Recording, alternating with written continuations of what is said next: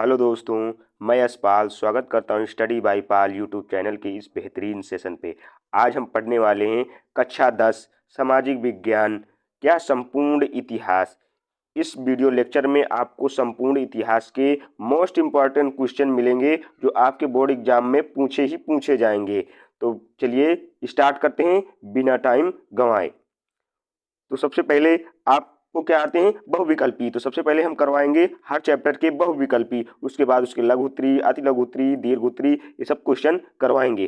तो पहला आपका बहुविकल्पी क्या है? यूरोप में राष्ट्रवाद की उभरने का मुख्य कारण क्या था? यूरोप में ऐसा क्या कारण हुआ कि वहां राष्ट्रवाद का उदय हुआ?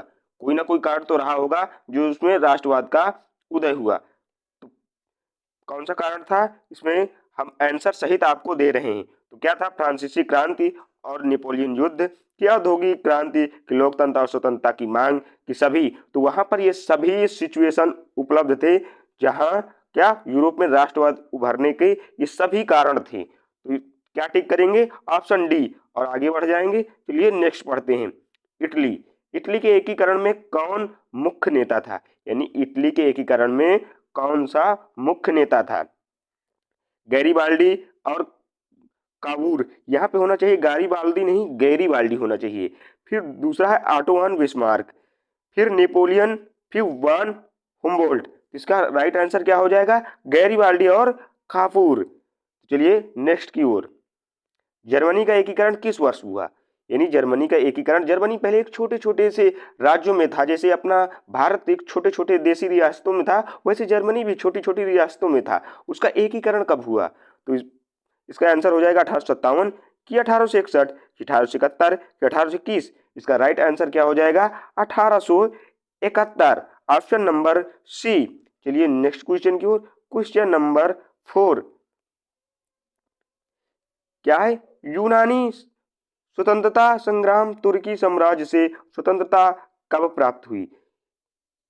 ऑप्शन ए 1821 से 1832, ऑप्शन बी 1861 से 1870, ऑप्शन सी 1871 से 1880, ऑप्शन डी 1800 से 1810। तो इसका राइट आंसर क्या हो जाएगा? ऑप्शन नंबर ए 1821 से 1832। चलिए नेक्स्ट क्वेश्चन की ओर। अति लघु उत्तरी प्रश्न। अब क्या करेंगे? अति लघु उत्तरी प्रश्न, ये वन लाइनर टाइप में आते हैं, बस इनको लिखना पड़ता है फॉर्मेट में, उन्हीं को कहते हैं अति लघु उत्तरी। ये बहुविकल्पी ही एक तरह से होते हैं, बस इनको वन लाइनर टाइप में लिखना पड़ता है। इसी को क्या कहते हैं? अति लघु उत्तरी। यूरोप में राष्ट्रवाद क्यों उभरा? पहला था कि यूरोप में राष्ट्रवाद की, तो वही कारण आपको लिखना है। जैसे फ्रांसीसी क्रांति, औद्योगिक क्रांति और लोकतंत्र की मांग के कारण वहां पे क्या हुआ? यूरोप में राष्ट्रवाद उभरा। ये सब चीजों की वहां पे देश में, उस देश में, यूरोप में मांग होने लगी, आधे यूरोप में। तो क्या हुआ? इसी वजह से फ्रांसीसी क्रांति हुई, औद्योगिक क्रांति हुई और लोकतंत्र की मांग के कारण वहां में राष्ट्रवाद उभरा लोगों में। चलिए पढ़ते हैं नेक्स्ट। राष्ट्रवाद का क्या तात्पर्य? यानी राष्ट्रवाद का क्या तात्पर्य? तो राष्ट्रवाद का क्या तात्पर्य पढ़ेंगे। लोगों में अपनी भाषा, संस्कृति, इतिहास और भूभाग पर गर्व की भावना।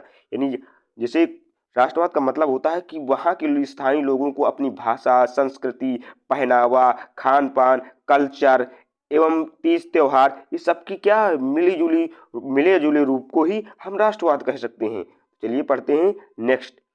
यूरोप में राष्ट्रवाद का सबसे बड़ा आंदोलन कौन सा था? जैसे अपने यहाँ भारत में कई आंदोलन हुए, स्वदेशी आंदोलन, भारत छोड़ो आंदोलन इत्यादि आंदोलन हुए, उसी प्रकार यूरोप में भी राष्ट्रवाद का सबसे बड़ा आंदोलन कौन सा था? तो इसमें लिखेंगे यूनानी स्वतंत्रता संग्राम 1821 से 1832। याद रखेंगे, ये वन लाइनर में भी पूछा गया है बहुत, तो इसको याद रखेंगे ये डेट 1821 से 1832। चलिए पढ़ते हैं नेक्स्ट। क्या है? लघु उत्तरी क्वेश्चन पढ़ेंगे हम। लघु उत्तरी क्वेश्चन ये थोड़ा बड़े होते हैं, मतलब 2-3 लाइनों में, तो ये लघु उत्तरी होते हैं। इटली का एकीकरण कैसे हुआ? इटली का एकीकरण कैसे हुआ? छोटे छोटे राज्यों को मिलाकर आधुनिक इटली बनाया गया। जैसे हमने बताया कि जैसे भारत में छोटी छोटी रियासतें थीं, छोटे छोटे पार्टिकुलर देश बनाए हुए थे राजाओं लोग, जैसे एक जिला को लेकर एक देश, ऐसे जैसे अपना अवध हो गया, इस तरह बनाए हुए थे ना, आगरा, ये सब बनाए हुए थे, अयोध्या। तो इसी तरह इटली में भी छोटे छोटे राज्य थे, तो उन्हीं को मिलाकर आधुनिक इटली बनाया गया। प्रमुख नेता थे कावूर और गैरीबाल्डी। यह 1861 में संपन्न हुआ। यह कार्य कब हुआ एकीकरण का? इटली का 1861 में संपन्न हो गया था। चलिए पढ़ते हैं नेक्स्ट। जर्मनी के एकीकरण की प्रक्रिया को समझाइए। जर्मनी के एकीकरण की प्रक्रिया को समझाइए। तो जर्मनी में क्या थे? छोटे छोटे राज्यों से मिलकर आधुनिक जर्मनी बनाया गया। इन छोटे छोटे, जैसे भारत में छोटे छोटे राज्य थे, उन्हीं को मिलाकर बनाया गया। और वहां के नेता कौन थे? Ottoman Bismarck. यानी जैसे हमारे सरदार वल्लभ भाई को बिस्मार्क कहा जाता है, उसी प्रकार वो बिस्मार्क थे। हमारे यहाँ सरदार वल्लभ भाई ने पूरे देशी रियासतों को एकत्रित किया। यह 1871 ईस्वी में पूरा हुआ। यूरोप में राष्ट्रवाद के प्रभाव को क्या कर रहे थे, यानी क्या कारण थे यूरोप में राष्ट्रवाद के? कई राज्य एकत्रित हुए। इटली, जर्मनी, भाषा और राज्य का एकीकरण हुआ। राजनीतिक और सामाजिक बदलाव तेज हुआ और साम्राज्यों में संघर्ष बढ़ा। इसी कारण वहां के राष्ट्रवाद में प्रभाव हुआ। चलिए पढ़ते हैं नेक्स्ट।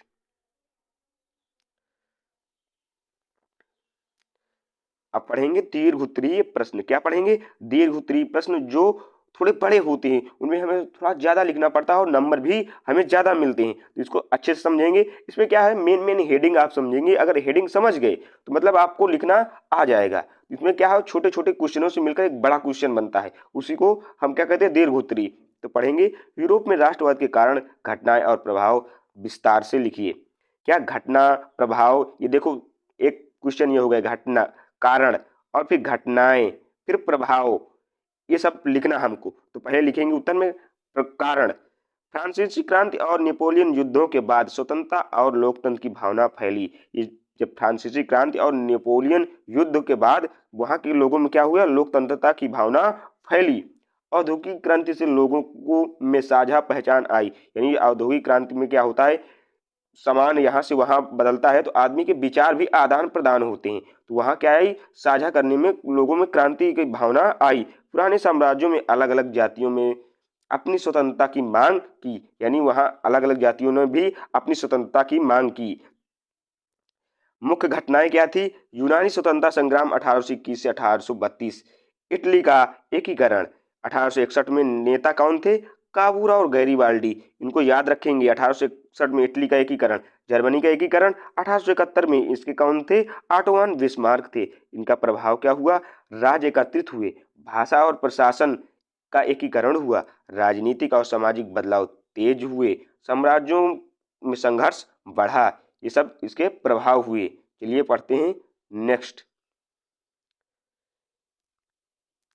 क्वेश्चन नंबर 2 दीर्घ उत्तरीय है। इटली और जर्मनी के एकीकरण में नेताओं का मुख्य घटनाओं का वर्णन कीजिए। नेताओं और मुख्य घटनाओं का वर्णन करना है। तो पहले इटली क्या लिखेंगे? क्या? गैरीबाल्डी और कापूर ने छोटे छोटे राज्यों को मिलाकर आधुनिक इटली का निर्माण किया। क्या? सन 1861 ईस्वी में। फिर जर्मनी, ऑटोमान बिस्मार्क ने प्रूसिया के नेतृत्व में छोटे छोटे राज्यों को मिलाकर आधुनिक जर्मनी का निर्माण किया। सन 1871 में किया। इसके प्रभाव क्या हुए? राष्ट्रवाद का विकास हुआ। राजनीतिक और सामाजिक व्यवस्था में बदलाव आया। जैसे जहाँ का क्या होगा, वहाँ पे राष्ट्रवाद हो जाएगा जहाँ जिस देश में, तो वहाँ का राजनीतिक और सामाजिक व्यवस्था ऑटोमेटिक बदल जाएगा। चलिए पढ़ते हैं नेक्स्ट। अब दूसरा है बहुविकल्पी प्रश्न। बहुविकल्पी प्रश्न।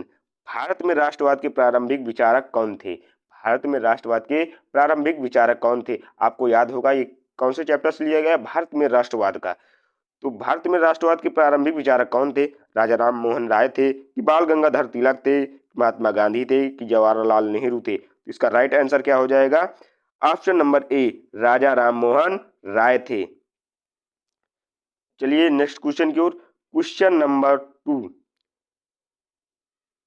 भारत में पहली बार राष्ट्रवादी आंदोलन किसके नेतृत्व में शुरू हुआ? भारत में पहली बार राष्ट्रवादी आंदोलन किसके नेतृत्व में शुरू हुआ? Option number A, Indian National Congress. Option number B, Swadeshi Andolan. Option number C, असहयोग आंदोलन। ऑप्शन नंबर डी, सविनय अवज्ञा आंदोलन। तो इसका राइट आंसर क्या हो जाएगा? Option number A, Indian National Congress. चलिए नेक्स्ट क्वेश्चन की ओर। स्वदेशी आंदोलन कब शुरू हुआ? स्वदेशी आंदोलन कब शुरू हुआ? ऑप्शन नंबर ए 1857 में। ऑप्शन नंबर बी 1905 में। ऑप्शन नंबर सी 1920 में। ऑप्शन नंबर डी 1942 में। स्वदेशी आंदोलन कब प्रारंभ हुआ? स्वदेशी आंदोलन प्रारंभ हुआ 1905 में, सन 1905 में बंगाल में प्रारंभ हुआ था। चलिए नेक्स्ट क्वेश्चन के क्वेश्चन नंबर 4, लाला लाजपत राय किस आंदोलन से जुड़े थे? यानी लाला लाजपत राय किस आंदोलन से जुड़े थे? असहयोग आंदोलन से, स्वदेशी आंदोलन से, कि भारत छोड़ो आंदोलन से, कि नमक सत्याग्रह से? तो इसका राइट आंसर क्या हो जाएगा?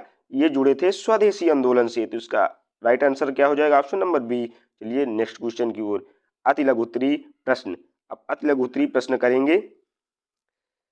भारत में राष्ट्रवाद क्या था? भारत में राष्ट्रवाद क्या था? इसका आंसर लिखेंगे, देश की स्वतंत्रता, भाषा, संस्कृति और भूभाग के लिए जनता की भावना। क्या था भारत में राष्ट्रवाद? भारत में राष्ट्रवाद क्या था? देश की स्वतंत्रता, भाषा, संस्कृति और भूभाग के लिए जनता की भावना थी। क्या? भारत में राष्ट्रवाद। क्वेश्चन नंबर 2, भारत में पहला राष्ट्रीय संगठन कौन सा था? यानी भारत का पहला राष्ट्रीय संगठन कौन था? इंडियन नेशनल कांग्रेस, जो सन 1885 ईस्वी में बनाया गया था। A.O. ह्यूम द्वारा बनाया गया था यह संगठन, जो एक ब्रिटिश अधिकारी था। स्वदेशी आंदोलन का उद्देश्य क्या था? यानी स्वदेशी आंदोलन का क्या उद्देश्य था? स्वदेशी आंदोलन का उद्देश्य ये था कि विदेश की बनी हुई वस्तुओं का बहिष्कार करो, स्वदेशी अपनाओ, यानी अपने देश से बना हुई ही सामानों को उपयोग में लाओ। तो क्या था? विदेशी वस्तुओं का बहिष्कार और भारतीय वस्तु उत्पाद को बढ़ावा देना था। चलिए नेक्स्ट क्वेश्चन की ओर लघु उत्तरीय करेंगे। अब भारत में प्रारंभिक राष्ट्रवादी आंदोलन की विशेषताएं लिखिए। भारत में प्रारंभिक राष्ट्रवादी आंदोलन की विशेषताएं लिखिए। उत्तर लिखेंगे, 1885 में इंडियन नेशनल कांग्रेस की स्थापना हुई। यानी 1885 ईस्वी में इंडियन नेशनल कांग्रेस की स्थापना हुई। किसने की? A.O. ह्यूम ने की, जो क्या थे? ब्रिटिश अधिकारी थे। शांतिपूर्ण तरीकों से प्रशासन और शिक्षा में सुधार की मांग की गई। यानी जो राष्ट्रीय आंदोलन थे, क्या उसमें शांति प्रिय तरीके से अपने क्या कार्यों को मनवाना था? तो क्या शांतिपूर्ण तरीके से प्रशासन और शिक्षा में सुधार की मांग।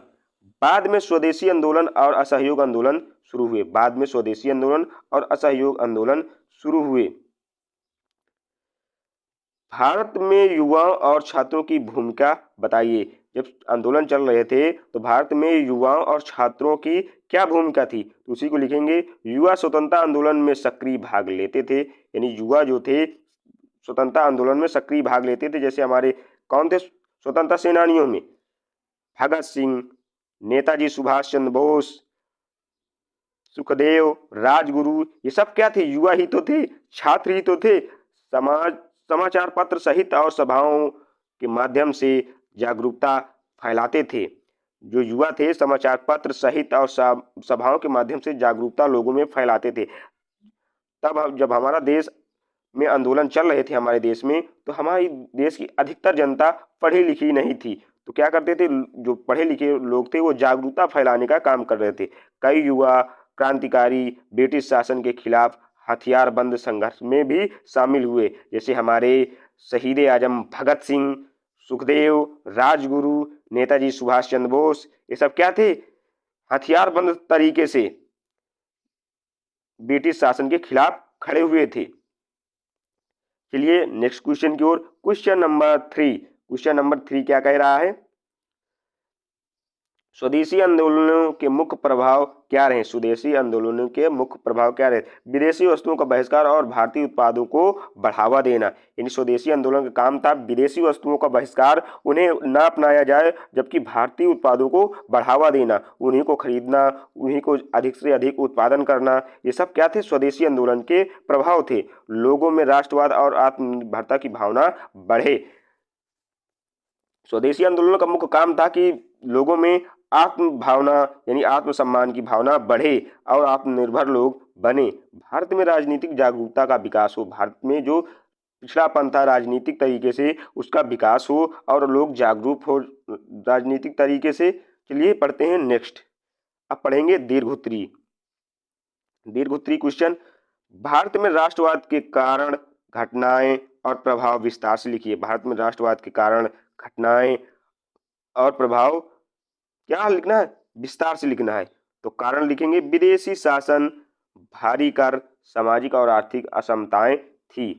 विदेशी राष्ट्रवाद का कारण क्या था? विदेशी शासन था हमारे देश में, भारी कर लगाते थे अपने देश वाले लोगों के पर, और सामाजिक और आर्थिक रूप से पिछड़ा था। यानी बड़े बड़े पदों पे क्या थे? अंग्रेज अफसर ही बैठा करते थे, जबकि जो कम निचले वाले स्तर पे हम भारतीयों को लगाया जाता था। तो यही असमताओं के कारण यहाँ पे राष्ट्रवाद का उदय हुआ।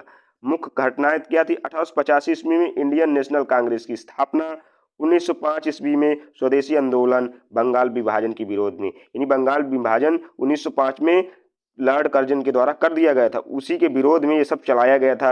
1920 असहयोग आंदोलन, 1930 नमक सत्याग्रह आंदोलन, 1942 भारत छोड़ो आंदोलन, ये सब आंदोलन महात्मा गांधी जी के द्वारा चलाए गए। प्रभाव क्या हुआ? जनता में राष्ट्रवाद की भावना जागी। ये सब होने के बाद जनता में राष्ट्रवाद की भावना जागी, भारतीय उद्योगों को बढ़ावा मिला, ब्रिटिश शासन के खिलाफ आंदोलन तेज हुआ।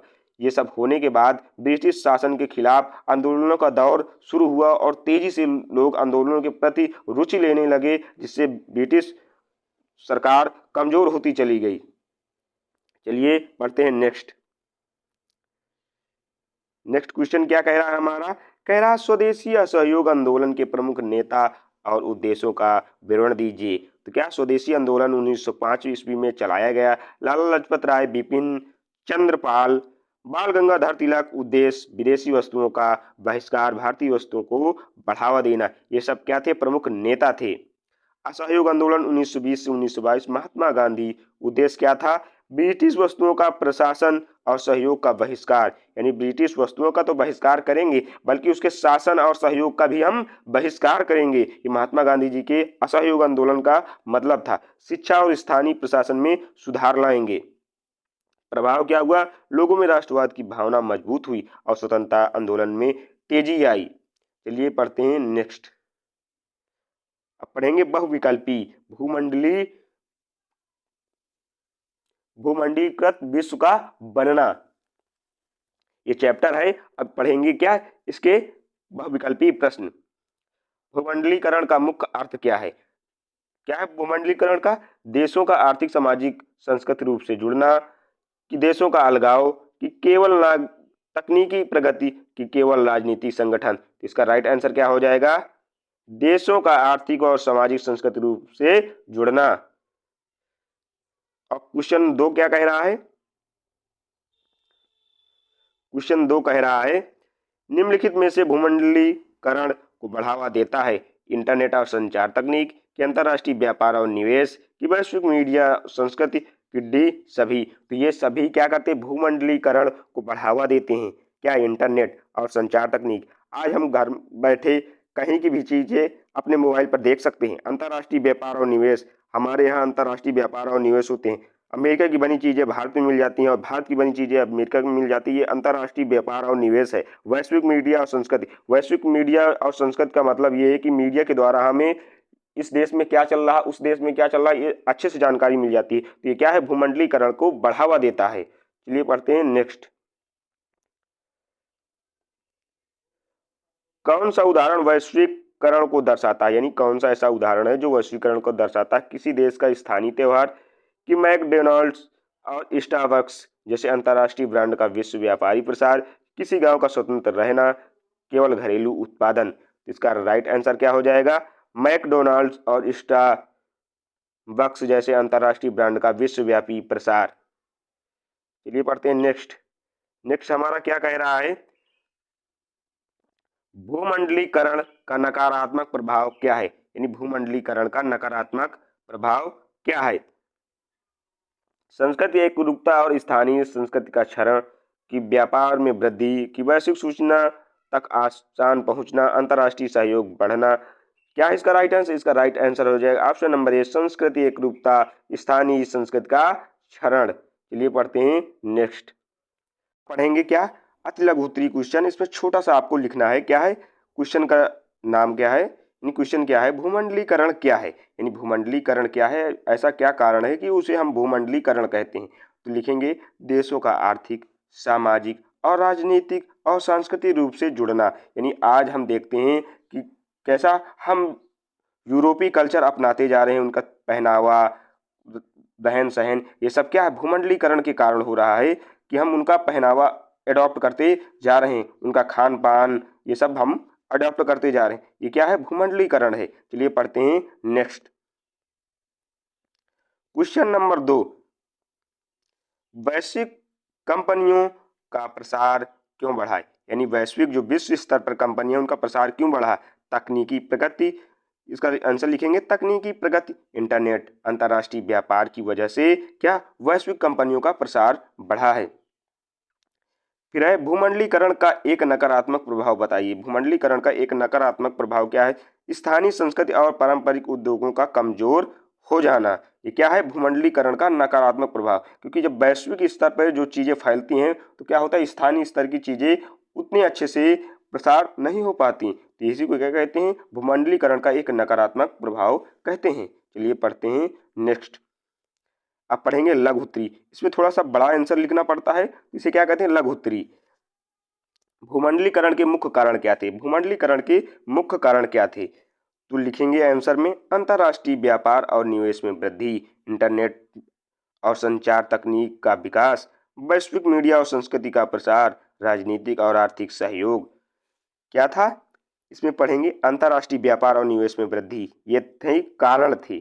इंटरनेट, संचार और तकनीक का विकास, आज हम इंटरनेट के माध्यम से कहीं की चीजें कहीं भी देख सकते हैं। और वैश्विक मीडिया और संस्कृति का प्रसार, यानी मीडिया के माध्यम से, किसी देश की मीडिया के माध्यम से भी हमें उस देश के स्तर के बारे में, संस्कृति के बारे में जानकारी मिलती है। और राजनीतिक और आर्थिक सहयोग, आजकल देख रहे हैं एक देश दूसरे देश के साथ जा रहा है, कोई ना कोई चीजें जुड़ता जा रहा है। जैसे कोई खोज करना है तो एक दूसरे देश से सहयोग करते हैं। ये सब क्या है, वैश्विक भूमंडलीकरण के कारण है। पढ़ेंगे वैश्विक संस्कृति के लाभ बताइए। वैश्विक संस्कृति के लाभ क्या हैं? तो अलग अलग देशों की भाषा और भोजन, फैशन का आदान प्रदान। जैसे हम पहले ही बता चुके हैं कि हमारे यहाँ के लोग यूरोपीय कल्चर को अपनाते जा रहे हैं, वैसा पहनावा, वैसा खान पान, ये सब आदान प्रदान हो रहा है। तकनीक और वैज्ञानिक की ज्ञान तेजी से फैलाव हो रहा है, यानी यहाँ की चीजें तत्काल वहाँ पहुँच जा रही हैं। अंतर्राष्ट्रीय सहयोग और व्यापार में वृद्धि, यानी अंतर्राष्ट्रीय सहयोग और व्यापार में वृद्धि हो रही है। चलिए पढ़ते हैं अब दीर्घोत्तरीय प्रश्न। क्या दीर्घोत्तरीय क्वेश्चन क्या कह रहा है? भूमंडलीकरण का अर्थ, कारण और प्रभाव विस्तार से लिखिए। यानी हमें विस्तार से लिखना है, तो इसमें क्या कई क्वेश्चन होते हैं। जैसे ये पहला क्वेश्चन हो गया, अर्थ इसका बताना है, फिर कारण बताएंगे, फिर उसके प्रभाव बताएंगे। यानी एक क्वेश्चन में 2-3 क्वेश्चन हो जाते हैं, तो उसी को क्या कहते हैं, दीर्घोत्तरीय। तो इसका पहले अर्थ पढ़ेंगे। अर्थ क्या है? देशों का आर्थिक, सामाजिक और राजनीतिक और सांस्कृतिक रूप से जुड़ना, यानी यहाँ की चीजें वहाँ लोग अडॉप्ट करते जा रहे हैं, तो यानी जुड़ाव होता जा रहा है। फिर इसके कारण क्या है? अंतर्राष्ट्रीय व्यापार, विदेशी निवेश, इंटरनेट और संचार तकनीक, वैश्विक मीडिया, यानी आज विश्व स्तर पर कुछ चैनल चलते हैं तो यहाँ की चीजें वहाँ बताते रहते हैं। तो ये सब क्या है, इंटरनेट के माध्यम से हम कहीं किसी भी देश की चीजें अपने देश में देख सकते हैं। ये सब क्या है, इंटरनेट के माध्यम से। और अंतर्राष्ट्रीय व्यापार, इस देश से उस देश में, जैसे रक्षा के हथियार ले लो, खाने पीने की सामग्री, ये सब क्या होते हैं, इस देश से उस देश आदान प्रदान होते हैं। तो इसी को क्या कहते हैं, विदेशी निवेश। इसके प्रभाव क्या है? सकारात्मक। इसके दो प्रभाव, हर चीज के दो प्रभाव होते हैं, एक सकारात्मक, एक नकारात्मक। यानी कोई भी ऐसा चीज हो उसके दो प्रभाव होंगे, सकारात्मक भी होगा और नकारात्मक। तो पहले पढ़ेंगे सकारात्मक। सकारात्मक प्रभाव में पढ़ेंगे वैश्विक व्यापार और निवेश बढ़ा, तकनीकी और वैज्ञानिक ज्ञान का प्रसार हुआ, विभिन्न देशों की संस्कृति का आदान प्रदान हुआ। और इसके नकारात्मक प्रभाव क्या है? स्थानीय उद्योग और संस्कृति का प्रभावित होना। इन जो स्थानीय उद्योग और संस्कृति क्या है, प्रभावित हुई उससे, इन उसमें नकारात्मक प्रभाव पड़ा। वैश्विक असमताएं बढ़ी, यानी वैश्विक में असमताएं यानी विभिन्नताएं बढ़ी। अब पढ़ेंगे नेक्स्ट क्वेश्चन, क्वेश्चन नंबर 2। भूमंडलीकरण के लाभ और हानि बताएंगे। यानी हर चीज के अगर इंटरनेट का लाभ भी है हमें, तो उसकी हानियां भी हैं, उसी को बताएंगे कि लाभ और हानियां। यानी किसी भी चीज जो हमारे लिए लाभदायक है, जैसे ले लीजिएगा अंग्रेजी दवा, जितने जल्दी हमें फायदा देती है उससे ज्यादा कई वो नुकसान भी करती हैं। अंग्रेजी दवाओं का ज्यादा उपयोग करने से क्या होता है, हार्ट, किडनी, ये सब फेल होने की समस्याएं बनी रहती हैं। तो क्या है, जैसे भूमंडलीकरण के लाभ हैं उसी प्रकार उसमें हानियां भी हैं, तो उन्हीं को पढ़ेंगे हम। लाभ, आर्थिक विकास और रोजगार के अवसर बढ़े, वैश्विक सहयोग और ज्ञान का आदान प्रदान हुआ, तकनीकी और संस्कृति की प्रगति हुई। ये सब चीज़ क्या है, सकारात्मक है। लेकिन इसके नकारात्मक प्रभाव में पढ़ेंगे, स्थानीय उद्योग और रोजगार प्रभावित हुए। जो स्थानीय उद्योग और रोजगार थे वो बंद हो गए।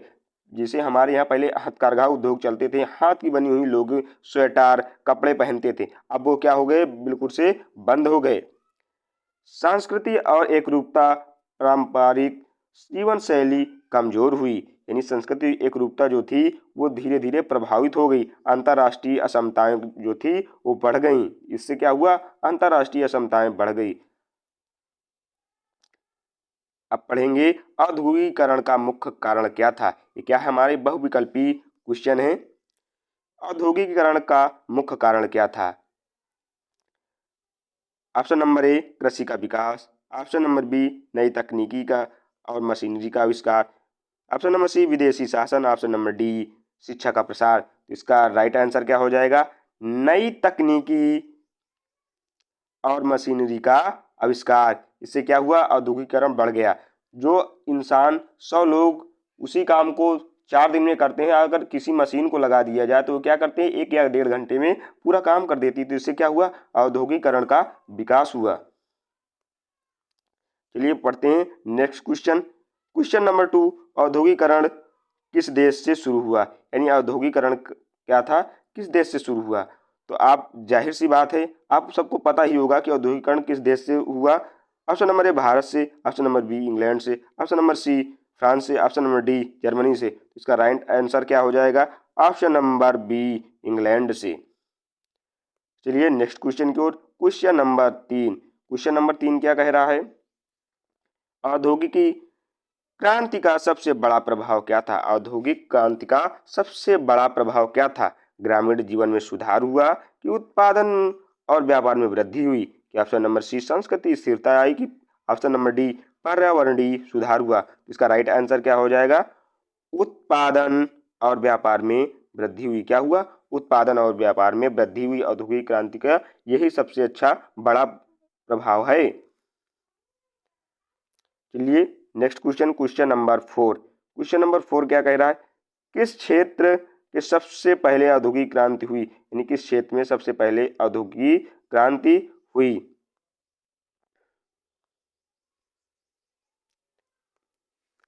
कपड़ा के उद्योग के क्षेत्र में, कि लोहे के उद्योग के क्षेत्र में, कि रेलवे के उद्योग के क्षेत्र में, कि कृषि के उद्योग के क्षेत्र में। तो इसका राइट आंसर क्या हो जाएगा, ऑप्शन नंबर ए कपड़ा उद्योग में सबसे पहले क्या हुआ, औद्योगिक क्रांति हुई। चलिए next question, question number 5। Question number 5 है, औद्योगिक क्रांति के नकारात्मक प्रभाव क्या थे। यानी औद्योगिक क्रांति के नकारात्मक प्रभाव क्या थे। शहरी क्षेत्रों में प्रदूषण, मजदूरों की कठिनाइयां और कम मजदूरी, बाल मजदूरी या सभी। तो इसका राइट आंसर क्या होगा, औद्योगिक क्रांति से क्या हुआ, शहरी क्षेत्रों में प्रदूषण बढ़ा, क्योंकि मशीनीकरण बहुत तेजी से बढ़ा, जिसकी वजह से क्या हुआ, शहरी क्षेत्रों में प्रदूषण बढ़ा। मजदूरों को कठिनाई हुई, जो मजदूरी पर निर्भर होते थे अब उनको क्या हुई, कठिनाई हुई, क्योंकि पूरा काम मशीनों से होने लगा। फिर बाल मजदूरी होने लगी, और ये सब क्या थे, औद्योगिक क्रांति के नकारात्मक प्रभाव थे। इसका राइट आंसर क्या हो जाएगा, ऑप्शन नंबर डी सभी। चलिए नेक्स्ट क्वेश्चन की ओर। क्या अति लघुत्तरीय क्वेश्चन पढ़ेंगे हम। अति लघुत्तरीय क्वेश्चन, औद्योगिकरण क्या है। यानी औद्योगिकरण क्या है, मशीनों और नई तकनीक के माध्यम से उत्पादन बढ़ाने की प्रक्रिया। औद्योगिकरण क्या है, मशीनों और नई तकनीकी के माध्यम से उत्पादन बढ़ाने की प्रक्रिया। यानी औद्योगिकरण में क्या करते हैं, हम मशीनों से अपने सामान का उत्पादन करते हैं। चलिए नेक्स्ट क्वेश्चन की ओर। Question number 2। क्वेश्चन नंबर 2 क्या कहते हैं, औद्योगिक क्रांति का प्रारंभ कहाँ से हुआ। यानी औद्योगिक क्रांति कहाँ से प्रारंभ हो। तो इसका राइट आंसर हो जाएगा, इंग्लैंड से प्रारंभ हुई। तो लिखेंगे हम, औद्योगिक क्रांति का प्रारंभ इंग्लैंड से हुआ। अब पढ़ेंगे नेक्स्ट क्वेश्चन। क्वेश्चन नंबर 3, औद्योगिकरण का एक नकारात्मक प्रभाव बताइए। यानी औद्योगिकरण का एक नकारात्मक प्रभाव बताएंगे। तो शहरी क्षेत्रों में प्रदूषण और मजदूरों की कठिनाई बढ़ी। शहरी क्षेत्रों में क्या, मजदूरों की कठिनाई बढ़ी। चलिए बढ़ते हैं नेक्स्ट क्वेश्चन की ओर। अब पढ़ेंगे लघु उत्तरीय क्वेश्चन, यानी पढ़ेंगे हम क्या, लघु उत्तरीय क्वेश्चन। औद्योगिकरण के मुख्य कारण क्या थे? औद्योगिकरण के मुख्य कारण क्या थे? तो उत्तर में लिखेंगे मशीनों और नई तकनीक का आविष्कार, कि पूंजी और औद्योगिक उद्योगपतियों का निवेश, कच्चे माल की उपलब्धता और बाजार की मांग, व्यापार और परिवहन की सुविधा, ये सब क्या थे? औद्योगिकरण के मुख्य कारण थे। चलिए पढ़ते हैं next question number 2। Question number 2 क्या कह रहा है? क्वेश्चन नंबर 2 का कह रहा है औद्योगिक क्रांति के लाभ बताइए, यानी औद्योगिक जो क्रांति थे उसके लाभ बताएंगे हम। तो उत्पादन और व्यापार में वृद्धि हुई। जब मशीनों से काम होगा तो जाहिर सी बात है वो ज़्यादा जल्दी से उत्पादित करेगी कोई वस्तु को, और रोजगार के अवसर बढ़े। तकनीक और वैज्ञानिक की प्रगति हुई, जीवन स्तर में सुधार हुआ। जब मशीनों से काम होने लगेगा तो जीवन स्तर में क्या हो गया? सुधार हो गया। क्वेश्चन नंबर 3, औद्योगिक क्रांति के नकारात्मक प्रभाव, यानी औद्योगिक क्रांति के नकारात्मक प्रभाव भी हम लिखेंगे। अगर किसी चीज का सकारात्मक प्रभाव है तो उसका नकारात्मक प्रभाव जरूर होगा। तो शहरी क्षेत्रों में प्रदूषण और आवास की कमी, यानी शहरी क्षेत्रों में प्रदूषण और आवास की कमी और जंगलों को काटा जाना, ये सब क्या औद्योगिक क्रांति के ही कारण थे। मजदूरों कि लंबी श्रम अवधि और कम मजदूरी, यानी मजदूरों को क्या है? लंबी श्रम अवधि और कम मजदूरी मिलने लगी। बाल मजदूरी और सामाजिक असमताएं बढ़ने लगी। ये सब क्या औद्योगिक क्रांति के नकारात्मक प्रभाव थे। अब पढ़ेंगे दीर्घोत्तरीय क्वेश्चन। दीर्घोत्तरीय क्वेश्चन क्या है? औद्योगिक क्रांति का अर्थ, कारण, लाभ और हानि विस्तार से लिखिए, यानी औद्योगिक क्रांति का ये सब लिखना है विस्तार से। तो अर्थ क्या है? मशीनों और नई तकनीक के माध्यम से उत्पादन की प्रक्रिया को औद्योगिकरण कहते हैं। कारण, नई मशीनरी का आविष्कार हुआ, यानी कारण क्या है? नई मशीनरी का आविष्कार हुआ। पूंजी निवेश, कच्चे माल की उपलब्धता, बाजार की मांग, परिवहन की सुविधा। लाभ क्या थे? उत्पादन और व्यापार में वृद्धि, रोजगार के अवसर, तकनीक और वैज्ञानिक प्रगति, जीवन स्तर में सुधार। और इसके हानि भी हैं, शहरी क्षेत्रों में प्रदूषण। अगर कहीं भी औद्योगिक एरिया है तो वहाँ क्या प्रदूषण बहुत ज़्यादा हो जाता है। जैसे अपना कानपुर ले लीजिए, क्या प्रदूषण है कि नहीं? मजदूरों की कठिनाई, बाल मजदूरी, सामाजिक असमताएं, ये सब क्या हुई? औद्योगिक क्रांति से हुआ। अब पढ़ेंगे औद्योगिक क्रांति के प्रभाव और समाज अर्थव्यवस्था पर समझाइए। क्या? औद्योगिक क्रांति के प्रभाव समाज और अर्थव्यवस्था पर समझाइए। लिखेंगे अर्थव्यवस्था। उत्पादन और व्यापार में तेजी और वैश्विक व्यापार बढ़ा, यानी उत्पादन और व्यापार में तेजी हुई और क्या? वैश्विक व्यापार बढ़ा। समाज में क्या है? शहरों आबादी बढ़ी, यानी शहरों में आबादी बढ़ी। श्रमिक वर्ग का उदय हुआ। शिक्षा और स्वास्थ्य पर दबाव बना। सांस्कृतिक प्रभाव, लोगों के जीवन शैली और कार्य के तरीके में बदल गए, यानी सांस्कृतिक प्रभाव क्या हुआ? लोगों के जीवन शैली और कार्य के तरीके बदल गए। जैसे हम देखते हैं हमारे पूर्वजों से और हमारे क्या कार्य शैली या जीवन शैली सब क्या है? बदल गए। और नकारात्मक प्रभाव क्या हुआ? प्रदूषण बढ़ा। हमारे पूर्वजों के समय में देखा जाए तो कम प्रदूषण था। आज देखा जाए तो प्रदूषण एक एक्सट्रीम लेवल की समस्या बन गई है। मजदूरी और श्रम की कठिनाई, बाल मजदूरी, ये सब क्या थे? इसके नकारात्मक प्रभाव हैं। अब पढ़ेंगे मुद्रण, यानी आपको चैप्टर जो है मुद्रण, तो उसी से पढ़ेंगे। बहुविकल्पी क्वेश्चन है। मुद्रण की खोज किसने की थी? यानी मुद्रण की खोज किसने की थी? जियोफ्रे चौसर, की योहान गुटेनबर्ग, की विलियम शेक्सपियर, की लियोनार्ड दा विंची। इसका राइट आंसर हो जाएगा योहान गुटेनबर्ग। अब पढ़ेंगे नेक्स्ट क्वेश्चन। क्वेश्चन नंबर 2, मुद्रण कला का प्रमुख प्रभाव क्या था? यानी मुद्रण कला का प्रमुख प्रभाव क्या था?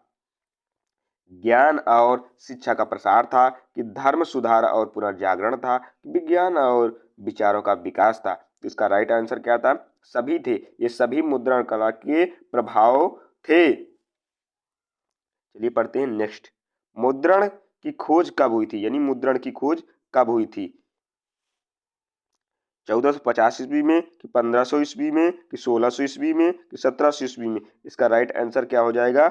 1450 ईस्वी में। क्वेश्चन नंबर 4, मुद्रण संस्कृति का आधुनिक दुनिया में प्रमुख प्रभाव क्या है? यानी मुद्रण संस्कृति का आधुनिक दुनिया में प्रमुख प्रभाव क्या है? लोगों में साक्षरता बढ़ी, ज्ञान और सूचना तेजी से प्रसार हुआ, राजनीतिक विचारों का विकास हुआ कि सभी? तो इसका भी क्या हो जाएगा? मुद्रण संस्कृति से ये सभी प्रभाव हुए। तो इसका मतलब क्या है? ये सारे सही हैं। क्वेश्चन नंबर 5, पुनः जागरण में मुद्रण का योगदान क्या था? कला और साहित्य का प्रसार था, शिक्षा और विज्ञान का विकास था कि नए विचारों का प्रसार था कि सभी था? तो इसका राइट आंसर क्या हो जाएगा? सभी। चलिए नेक्स्ट क्वेश्चन की ओर आप पढ़ेंगे अति लघु उत्तरीय क्वेश्चन। क्या पढ़ेंगे? अति लघु उत्तरीय क्वेश्चन। मुद्रण संस्कृति क्या है? यानी मुद्रण संस्कृति क्या है? इसका पढ़ेंगे, पुस्तकों और ग्रंथों का प्रिंट के माध्यम से ज्ञान, विचार और सूचना का प्रसार। पहले क्या था? पहले श्रुति ग्रंथ हुए करते थे, यानी महर्षि जो बोल देते थे उनके चेले याद कर लेते थे। अब क्या है? अब हम लिखित रूप में रखते हैं, तो उसी को क्या कहते हैं? मुद्रण। तो पुस्तकों और ग्रंथों का प्रिंट के माध्यम से ज्ञान, विचार और सूचना का प्रसार। मुद्रण की खोज किसने और कब की? तो मुद्रण की खोज ये वन लाइनर क्वेश्चन में भी पूछा गया है, यानी बहुविकल्पी में भी योहान गुटेनबर्ग ने 1450 ईस्वी में की थी। ये मोस्ट इंपॉर्टेंट क्वेश्चन है और इसे याद करके ही जाना है आपको पेपर में। चलिए पढ़ते हैं नेक्स्ट क्वेश्चन नंबर 3, मुद्रण संस्कृति का एक प्रभाव बताइए। यानी मुद्रण संस्कृति का एक प्रभाव बताइए। ज्ञान और शिक्षा का व्यापक प्रसार हुआ, यानी मुद्रण और संस्कृति का एक प्रमुख कारण बताएंगे तो ज्ञान और शिक्षा का व्यापक प्रसार हुआ मुद्रण संस्कृति से। अब पढ़ेंगे नेक्स्ट लघु उत्तरीय प्रश्न। मुद्रण संस्कृति के कारण क्या लाभ हुए? यानी मुद्रण संस्कृति के कारण क्या लाभ हुए हमको? तो लिखेंगे, पुस्तकों और ग्रंथों की संख्या बढ़ी। यानी मुद्रण संस्कृति से क्या हुआ? पुस्तकों और ग्रंथों की संख्या बढ़ी, ज्ञान और शिक्षा का प्रसार हुआ, धर्म सुधार में मदद मिली। यानी धर्म सुधार जो पुस्तकें हैं वो भी तो मुद्रण संस्कृति के में लिखी गई हैं। विज्ञान और कला के क्षेत्र में विकास हुआ, यानी विज्ञान और कला के क्षेत्र में भी मुद्रण संस्कृति से क्या हुआ? विकास हुआ। अब पढ़ते हैं नेक्स्ट क्वेश्चन। मुद्रण संस्कृति और पुनर्जागरण का संबंध बताइए। मुद्रण संस्कृति और पुनर्जागरण का संबंध बताएंगे। मुद्रण कला ने पुनर्जागरण के विचारों और साहित्य को फैलाए हैं। शिक्षा और कला और विज्ञान के क्षेत्र में तेजी आई। मुद्रण संस्कृति क्या है? शिक्षा, कला और विज्ञान के क्षेत्रों में क्या है? बहुत तेजी आई है। नए विचार और सामाजिक सुधार पूरे यूरोप में पहुंचे। मुद्रण संस्कृति क्या हो? पूरे यूरोप में पहुंचे। मुद्रण संस्कृति का आधुनिक दुनिया में प्रभाव लिखिए। मुद्रण संस्कृति का आधुनिक दुनिया में प्रभाव लिखेंगे। सूचना का तेज और व्यापक प्रसार हुआ, साक्षरता और शिक्षा में वृद्धि हुई, राजनीतिक और सामाजिक और सांस्कृतिक जागरूकता बढ़ी। मुद्रण संस्कृति से क्या हुआ? राजनीतिक, सामाजिक और सांस्कृतिक जागरूकता बढ़ी। चलिए पढ़ते हैं नेक्स्ट, यानी अब पढ़ेंगे दीर्घ उत्तरीय क्वेश्चन।